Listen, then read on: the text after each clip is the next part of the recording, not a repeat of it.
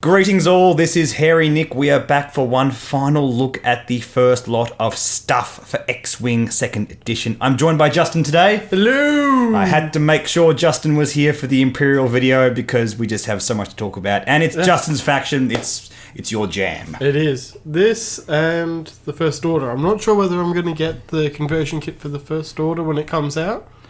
Yeah, it'll be interesting because now they've separated off those two new factions. Yeah. But at the same time, there's not a lot of First Order ships at the present moment, so it's quite an easy faction to get into still. Yeah, it'll be interesting to see what happens in Wave 2. My guess is they're going to introduce the First Order Resistance and alongside that, introduce at least one more ship on each faction as well and sort of give them like 4 or 5 ships each. Yeah. That's just speculation for the future. For the time being, let's take a look at the Imperial stuff. Let's just scroll down to the first spread here. And this first spread we have here details some of the stuff you get in the conversion kit. Lots of cool things to talk about. Yep. I don't really know where to start, so let's go right to the center with Rear Admiral Shenru. It's one of the Decimator pilots. Now, we can't really see the Decimator stats just yet, but we do have a good shot of Rear Admiral Shenru's text. Yep. While you perform an attack, if you are reinforced and the defender is in your forward 180 degrees, because it's sort of half the semicircle, or rear 180 degrees, matching the reinforced token, you may change one of your eyeball results to a crit. So again, we're talking about turrets. It's about making sure that you aim your turret or your reinforced token in the right way to get the benefits, just like you used to. Makes sense. And with the new turrets on the large ship, you've actually got, we'll say in quotations, 2 insofar as you can choose one from the front, or 2 parts of the front, 2 parts at the back, or one either side. On some ships, yeah, because we saw that dual pointing backwards and forwards on the Falcon in that original video. Plus, it's worth noting that if you have a look down here, we have a large base for the Lambda-class shuttle, and it does have the forward and rear highlighted. A lot of people pointed this out. I recently did a video on what ship should be updated next. Obviously, that was before the announcement for version 2, and we didn't know that all the ships were essentially getting a fix. But when I talked about Lambda-class shuttle, a lot of the responses I got was the Lambda-class shuttle should have a rear firing arc because it did in canon. So, yep, that's what we're seeing here. Also worth noting, we have a crew version of Darth Vader. Now, it was stated in some of the interviews with the developers of X-Wing that Force users as a pilot card would, in general, give your ship more Force tokens than if they were crewing. Because obviously, if they're crewing, they have less influence over how the ship flies. So, which makes sense. Yeah, the pilot version of Vader has 3 Force tokens, where Vader in the crew slot only gives you 1. At the start of the engagement phase, you may choose one ship in your, I'm going to guess, firing arc. Yeah, it doesn't seem to have room for one of those symbols that's forward or back or whatever. At range 0 to 2 and spend 1 force. If you do that, the something, you damage. So he does damage to the opponent directly without having to hit or whatever. It's like the old Darth Vader. But you're using a Force token. Yeah, that's cool. Maybe not heavily damaging your ship as much either. Who knows? It seems to be playing around with the same design space in any case. Yeah. Saturation salvo. This is not the word sandwich that the old saturation salvo was. So much nicer, doesn't it? After you perform, while you perform, something like that, a torp or missile attack, something, spend an energy for that upgrade. Oh, okay, so you'd spend the energy from that upgrade. Yeah. Interact somehow with defense dice, the something choose dice. Okay, we don't really know what that is. It doesn't sound like it's doing splash damage like the old one somehow, but it's interacting with your torps and missiles and improving them in some way, which is good. And most importantly, it's a lot simpler than the old one. When they revealed that old one, I was not impressed. That was not good design. I read it 3 or 4 times and I still had no idea. Oh, I still have no idea. Yeah. I have no idea at all. That card is bizarre. Proton bombs, we don't have this one revealed yet. And barrage rockets, this is a updated version of unguided rockets. Yep, cool, whatever. Nothing much else of note. We have a few dials, nothing too crazy. There is some ship out there with 2-speed Talon rolls. We don't know what that is yet. I'm going to guess it's the TIE Advanced prototype because we have those 1-speed greens, or blue in this case, of course. Yeah, because it didn't have the one forward either. Yeah, and look, you can see here 2 forward blue, 3 forward blue, 4 5. Yeah, that says to me that's the TIE Advanced prototype. We don't know yet. We have a dial with not many maneuvers on it. This could be the Decimator or the Lambda class shuttle. I don't think it'll be the Lambda because the Lambda normally had a stop.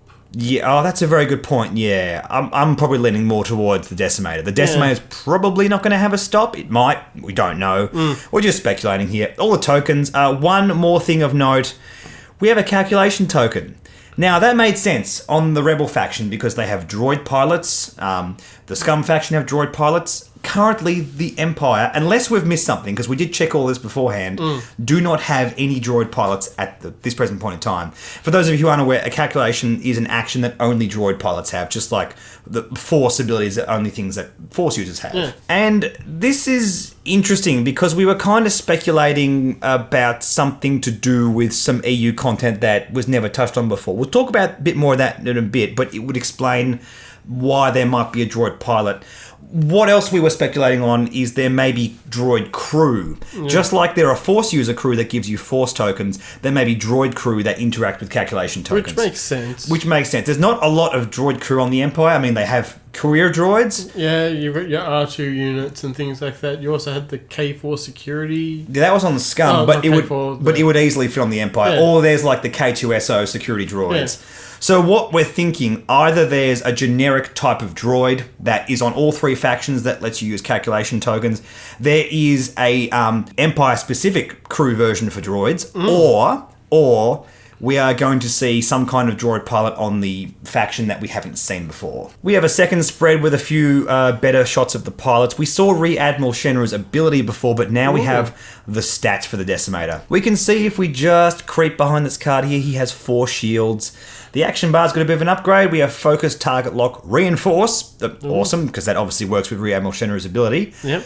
It has Move the Turret, Firing Arc, whatever you want to call that. And a red Coordinate, which is really good because we also have Tactical Officer, which makes the red coordinates white coordinates, which is a really cool include. I think it makes sense to give ships like this Coordinate. It kind of strikes me as something that FFG would have done a long time beforehand if they had decided to use that action in the standard game. Definitely. It definitely makes sense on the Decimator, that's for sure. Just another side note on Reinforce. FFG have stated that they want to remove effects that add dice results to your rolls. Evade tokens no longer adds an evade result. It now changes one of your dice rolls. Reinforce is interesting. It strikes me as they're not going to do that with Reinforce tokens because the Decimator at least had 0 agility. Yeah. It may still have 0 agility. I don't know, but if the Reinforce token just changes one of your dice results, it wouldn't work because you have 0 agility and they wouldn't have a dice to change. So, yeah, I don't know. Maybe they're going to favour ships with low agility, which makes that okay. We did see the Y-Wing pilot that does add the evade result to her role in Nora Wexley, but that was kind of okay because it only has 1 agility, so it's not really messing with that whole idea too much. Obviously, Reinforce isn't going to appear on your aces, so that adds absolutely fine. Duchess got a bit of an upgrade. You may choose not to use your adaptive ailerons. You may choose to use your adaptive ailerons even when stressed, and that second sentence is new. Yeah, which looks really interesting. I've never actually purchased a TIE Striker, so I've... Better give it a go, mate. Yeah, it's pretty fun. It was never a really good tier ship, but again, everything's getting rebalanced, so who knows. Yeah. We have the solid line here and the baked-in stats, which is just adaptive ailerons. That has not changed one little bit. Yep. Scourge, Scutu... another thing that's worth noting, that they've changed the name of all the Imperial pilots, so if they have nicknames, they do have their last name as well. Oh. Except, having said that, not on Duchess. Yeah, or Whisper. So, on some of them, okay, whatever. So, Scourge used to say, when you're performing an attack, if the defender has a damage card, you add a dice. While you're performing an attack, defender was maybe in your firing arc, adds 1 dice, or still has a card. Maybe a firing arc or the bullseye firing arc. Yeah, could be. It looks like it's not going to be the same as it was before. The wording seems a bit different, but it could just be different wording. We will see this card in time. It is coming out in Wave 1, so we'll get all the TIE Fighters spoiled soon enough. Whisper, after you perform an attack that hits, gain 1 evade token. Now this is different. The original Whisper gained a focus token. Yeah. And what's really cool about Whisper, apart from the subtitle, Soft-Spoken Slayer, that sounds awesome, is the baked-in Stygian particle array on the TIE Phantom. After you decloak, you may perform a evade action. At the start of the end phase, you may spend 1 evade token to gain 1 cloak token. Which means that Whisper can perform an attack if it hits. That means at the end of the turn, she can cloak for free. Yeah. If she takes an evade during the turn, she can net 2 evade tokens and use 1 of them on defense and 1 of them to cloak. It's good. It's different. This is not what the TIE Phantom used to do. It used to be sort of hyper-efficient cloaking, and I never liked the whole idea that it could cloak right after it shoots. It never sat well with me, especially when PS was such an important thing in version 1 of X-Wing. And I think this kind of design is just a lot more fun to interact with. I think this is going to lead to a lot less salt. We also have here Marek Steel. We have a heap more advanced parts to talk about, but just revealed here as Marek Steel. This is the same as his original card. When he hits with an attack that deals a crit, you can look at the top 3 cards of their damage deck and deal 1 of your choice. But we also have here the full text for the advanced targeting computer. While you perform a primary attack against a defender you have locked, add 1 additional attack die and then change 1 hit to a crit. And mathematically speaking, this is slightly worse than the old advanced targeting computer, which just added 1 crit result. Again, adding results is something FFG want to do less in X-Wing, and I agree. It's very, very potent whenever that happens. You still have to deal with 3 dice. It's like he has a 3 dice primary with a mangler cannon built into it. Kind of, you have to get those target locks, but obviously, yes, the target locking and the hunting it's what it's all about. Just think Vader in the Battle of Yavin, how he's hunting them down using their beep, beep, beep, beep, beep, beep, beep, beep, beep, that little targeting computer. That's what it's all about, but you don't get to just add a crit result, which is mathematically a bit better than this. Apart from that, the stats for the ship are all the same. 2 red dice, 3 green dice, 3 hull, 2 shields. The action bar is the same, except you can do a red barrel roll after you focus. That's the only difference. Quickly, do you have to do the barrel roll? No, you don't. This is optional. It's just like push the limits, except you don't have the option of which moves you can do. So you can barrel roll with a focus if you stress, or you can just barrel roll by yourself, or just focus by itself. It's you have all those choices, which is really cool. Have a few tokens here. Yes, there's a calculation token again. We don't know what that pertains to just yet. The new cloak token. By the way, square tokens are retained every turn. Circular tokens rinse off. So the force tokens and the cloak tokens are both square, but the calculation tokens do go out in the turn. We also have what looks like a condition token, which is the Saboteur.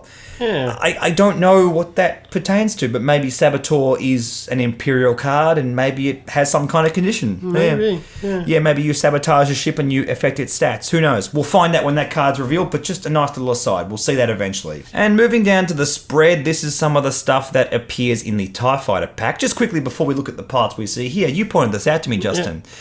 Gideon, Harskin, Del Meeko. Where are they from? They're from Battlefront 2, so it's kind of nice to see that they're continuing on. Yeah, that's good. I mean, Battlefront 2 made FFG's own ship in the Raider canon, so of course they're going to be nice to EA with that kind of stuff.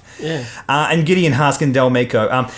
The problem with adding more TIE Fighter pilots in the old game is the TIE Fighter already had so many releases, so it's probably something they wanted to do, but can they just keep releasing TIE Fighters again and again and again? I mean, I guess they can, but it just became a bit messy. So it's good, again, we have the reset. They can completely reset which pilots they have, that kind of stuff, and it makes this kind of stuff much easier. Yeah, anything that wasn't getting too much use, they can just be like, well, let's give it a new name. Absolutely. We also have a generic Obsidian Squadron pilot with Initiative 2. We also saw the Black Squadron pilots with Initiative 3. We haven't seen anything about Academy pilots yet, which I guess would be Initiative 1 if they added those in. It'd be interesting to see whether they bother having 1, 2, and 3. Don't know. Academy pilots were always fun because they were the cheapest, one of the cheapest ships you could put on the board, and that's always good. Don't know if they're going to bother having 1, 2s, and 3s, but look, we'll see when it releases. Mauler Mythil has the same text as he always did. When you perform an attack at range 1, roll 1 additional attack die. Straightforward, same as the old card. Look, works really well. We also have Howl Runner. When a friendly ship at range 0 to 1 performs a primary attack, that may reroll 1 attack die. Same as the old Howl Runner, but it is changed range 1 to 0 to 1. Just the more cleaner writing that they're doing in 2nd edition. I always liked Howl Runner. I think she's a fantastic pilot and very interesting TIE fighter. We have here Marksmanship, which was revealed in the Scum article as well. When you perform an attack, if the defender is inside your bullseye firing arc, you may change 1 hit result to a crit result. It's really nice that they've added the Kimagila artwork onto this. It looks just delightful. It looks good. Actually, I had a few comments in the past couple of videos about the Kimagila and, but now every ship has the bullseye firing arc. Surely that makes the Kimagila less special. My theory, moving forward, is those bonuses we had from the bullseye firing arc in version 1, where your opponent can't spend tokens on defense, which is not a hard rule within this one, is going to be baked into the Kimagila. That makes sense. So it always interacts with the bullseye firing arc, but it also can use these cards as well. So Marksmanship will probably be a card in the Kimagila pack, because it just works better with its natural thing. And that's probably why it has the art for it. Crackshot's the same thing. It has 1 charge and works just like the old Crackshot, but it must, again, be used in the bullseye firing arc.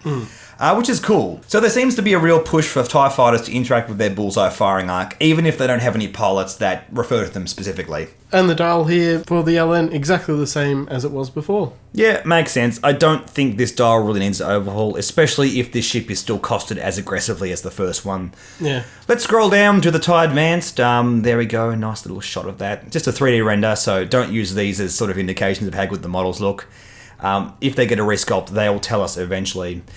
But here it is, and the first thing that jumps out at me, we don't have any new pilot here on the suggested build cards, but we do have 2 modifications on each of them. And I don't believe this is the first time we've seen this. I may have missed this in the previous videos. Well, actually, Marek Still's only got 1 on there. I mean, it may be very well but that he may have the slot open regardless. But for whatever reason, Vader can take 2 modifications. Maybe it's just a stipulation of how the ship works. Maybe multiple modifications on certain ships is just going to be a thing. We're going to need more info on that before I comment any further. But yeah, just a nice little note there. Possibly supernatural reflexes might give you an additional upgrade? Yeah, for sure. It's one of these force cards, which we actually haven't seen the symbol on the actual cards themselves. But this is essentially, from the impressions that we get so far, it's like the EPT for force users, except they don't get EPTs. They get this special category of force cards. So supernatural reflexes is one of those. We haven't seen that one just yet. Okay. But yes, it may have something to do with multiple modifications. I don't think it would. No, it doesn't really make sense. Why would your ship have more? Yeah, because you're better with the Force. I don't know. There's no titles or anything. Fire control cluster missiles. Yeah, it makes perfect sense. We have Xeric Storm here, a new pilot, Initiative 3. During the end phase, you may spend a lock you have on an enemy ship to expose one of that ship's damage card. It feels good. However, spending locks if you're at a TIE Advance doesn't feel like the best thing in the world. Yeah. Unless you know consistently you're going to be able to relock turn after turn, and maybe that's okay. Maybe there'll be like a systems officer type card that makes relocking really easy. Definitely possible. Yeah, again, it's very hard to judge the power level of these cards until we see like all the cards and we know their environment they're in. Well, yeah, it's also really hard to, because you don't have points cost anymore either. Well, exactly. Not revealed on the cards, so... Yeah, again, so there's a lot of unknowns moving forward. Just in case you guys are aware, we're just making sure that you understand that. Yeah. Foslo, something like that. Yeah. Ambitious Engineer. When you execute a maneuver, you may execute a maneuver of the same bearing and difficulty of a speed 1 higher or lower. So this is Juno Eclipse. Yeah. Put onto a new TIE Advanced. It's worded better. You physically switch out one maneuver for another, so there's no confusion or anything like Juno Eclipse used to have. It was never too complicated, but I think this new wording's a bit cleaner. But what's interesting is here we've taken Juno Eclipse off the TIE Advanced. Yeah. And I think this is worth talking about because a lot of people wanted to see the Rogue Shadow in X-Wing, and obviously Juno Eclipse would be the highest pilot skill pilot on the Rogue Shadow, which was the ship used in The Force Unleashed. Yeah. You also had the Proxy pilot as well. Yeah, he piloted it every so often. Proxy was Starkiller's personal droid that helped him train as well. Yeah. So that could be interesting. Obviously, it's not going to be in this upgrade pack because it would be a new ship in the future. But perhaps we theorise that there's a slight chance that they've taken Juno Eclipse off the TIE Advance to potentially use her somewhere else in the game. That's what we're hoping anyway. It'd be nice. Just as a bit of a side note, I think the Rogue Shadow looks ugly as sin. But, yeah, whatever. I don't remember it looking that bad in the game. No, neither do I, but then we looked it up on Wikipedia and thought, oh no. Yeah. That would not look good on a table. But who knows, maybe they'll change the sculpt or something to make it a little bit nicer. Also, we have Squad Leader. Interestingly enough, Squad Leader gives you the red coordinate action, which is kind of what Squad Leader always did. Yeah. It just existed back at a time where coordinate... not even in Epic, because this was Wave 1. Epic didn't exist back in Wave 1. Gosh, that's going back, isn't it? Yeah. While you coordinate, the ship you choose can perform an action, only that action is also on your action bar. So it works best with ships of the same type or similar ships. So TIE Advance and TIE Fighters, as you can imagine, works well together. Yeah. It is a red coordinate, so it does feel a bit less powerful than the original Squad Leader. Again, I say feel powerful because it's hard to tell how powerful this is going to be in a certain environment. But worth talking about nonetheless. We also have Ruthless. Ruthless has been revealed on a demo video, and it reads, while you perform an attack, you may choose another friendly ship at range 0 to 1 of the defender. If you do, that ship suffers 1 damage, and you may change one of your dice results to a hit result. Yeah. Bit different. Yeah, that's interesting. So you're damaging your own ships in order to improve your attacking? Because Ruthless used to read, you would choose one ship. Another ship next to that ship, and it would get extra damage. Yeah, and it would either be your ships or their ships. Yeah, and you must always choose. Yeah. Again, I think incidental damage was a little bit too pushed in first edition, so that makes a lot of sense. One more thing I want to note about these cards, Ruthless, Selfless, and Fearless. They've gotten rid of the ness at the end of all of them. I don't know why they ever had it in the first place. Ruthless just sounds better than ruthlessness, but yeah. I guess it was meant to be an adjective, like, this has ruthlessness. No, it's ruthless, yeah. Again, some nice little editing, a nice thing that they're able to do when they update the whole game. The tokens we have here is a target lock, shield, and force, of course, because we have Darth Vader. Vader was revealed in one of the demos. He has initiative 6, just like PS9 of old. After you perform an action, you may spend 1 force to perform an action. He also starts with 3 force tokens, which apparently is the max amount of force tokens you can have. Of course, it's Vader. And he replenishes a token every turn because he has the little triangle symbol next to that. Yeah. Very powerful. Basically his old ability, except he also has the force tokens to use on his focus dice and that kind of stuff. Really, really good, powerful card. I think Vader is going to be more viable again. The push this ship is getting feels pretty legitimate. Oh, definitely, yeah. Because, of course, we also see the dial here, and it's the same as the old dial, except it's given the 1 forward, which was sorely missing off the original, and 3 speed Talon rolls. Which could be very interesting, especially with the Ved Foslo. Yeah, absolutely. It means Ved Foslo can execute 2-speed Talon rolls. There's nothing on Ved Foslo that we can see that indicates that it must be on his dial. I mean, just like Juno Eclipse. Juno Eclipse never had to do things specifically on her dial, so she could do 1 forward always because that was an option for her. You could also possibly do a 5-speed K-turn, which would be interesting. A 5 or a 3-speed K-turn. Yeah, seems really good. Seems really good indeed. I always liked Juno Eclipse in the first edition, and I thought it was a shame she never saw much play, so hopefully Ved Foslo can kind of make up for that. We'll see, we'll see. Now, we also have all the details for the new Direct Critic, which feels a lot less pushed than the old one. Setup. Before placing forces, assign the optimized prototype condition card to another friendly ship. He gives any ship he's on the target lock, which is the Reaper, which doesn't have the target lock, and the Phantom. If the Phantom still has a crew, we don't know if that's going to be the case moving forward. Optimized prototype reads, when you perform a forward arc primary attack against a ship locked by a friendly ship with the Direct Critic upgrade, you may spend one of your paint results, hit, crit, or eyeball. If you do, choose 1. The defender loses 1 shield, or the defender flips one of its face down damage cards. And that's really good. You can't, unfortunately, spend blank dice like the old one, but it means it's relevant if your opponent has shields or if they've taken damage cards. Yeah, it might be a bit rough on turreted ships if they're not facing the right way, although my understanding is turreted ships like the Decimator can still fire forward or out the other arc, just like the old Shadowcaster. We haven't had that properly confirmed yet. Yeah. We did see a demo game with a Y-Wing, but it died in the first round of shooting before it got to shoot back, and it wasn't explained during that demo game. But still, this condition can go onto any ship. It's no longer just, your little baby ships with 3 hull. It can go onto any ships. It could go on a Decimator. Ooh. It could be, there's a lot of potential with this. I think on the face of it, it looks worse, but the fact that it gives the ship that Direct Critic is on a target lock, and it means that you can interact with your opponent's ship if they have shields or if they don't have shields. There's enough relevant things going on there to make this more applicable more of the time. And I think this is still going to be good. Plus, we don't know the costing. If the costing is more competitive than the old one, then who knows? It could be really, really dumb and good. Obviously, we had a lot of speculations when we saw the version 1 version, and I'm still very excited to see how that plays out in first edition. Yeah. Krennic in second edition will be cool. It just, nothing jumps out at me just yet. No. Yeah, when we get more revealed, that's going to be interesting to talk about. Also revealed from that demo video I was talking about before, we had Captain Feroff revealed for his second edition pilot card. While you defend, if the attacker does not have any green tokens, you may change one of your eyeball or blank results to an evade result. And the old version of him, or I guess the current version, they come at the same time, says if the opponent is jammed, you get to add an evade result. It's almost like if the jam does its job.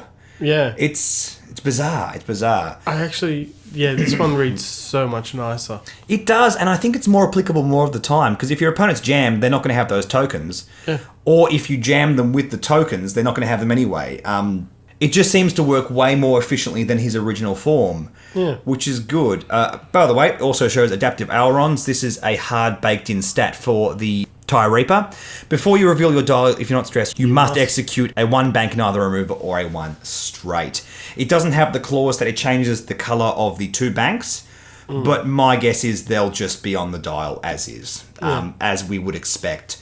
I think they're making a habit of getting rid of all those things that improve the quality of the dial and just making the dial good and balanced as is. Yeah. We also, on the Reaper, have a red coordinate, which is cool. Means you don't necessarily have to go the tactical officer. Yeah, that's quite good. So the TAC officer, obviously, on the original one, gave it the coordinate, but now it has the option of just upgrading the colour of the coordinate, making it less difficult, I guess you'd say. Which is good. It makes tactical officer less imperative. It means you can use those crew slots and other things. Red coordinate, by the way, to me still seems really, really good. Yeah. I don't think red coordinate is going to be anything to turn your nose up at. And yep, that's everything we have revealed so far. In the comment section, guys, if we missed anything, let us know and we'll mention it in a later video. For the time being, look, we've got so much time before this comes out. We're going to cover it bit by bit. I'm going to guess that FFG are pretty much going to put out an article once a week from this point if they're going to talk about everything. Yeah. They have, many tens of ships that are going to release all at once. So it'll be interesting to see what we get. I'm guessing what's going to happen first is we're going to have all the Wave 1 stuff. So Fire Sprays, Fang Fighters, X-Wing, Y-Wings, TIE Fighters and TIE Advanced. They're probably going to detail them in articles first up. Yep. And we're looking forward to that big time. But in the meantime, we're super hype for second edition. Thanks for watching, guys. Like and subscribe, like on Facebook, follow on Twitter, and we'll catch you later. Bye.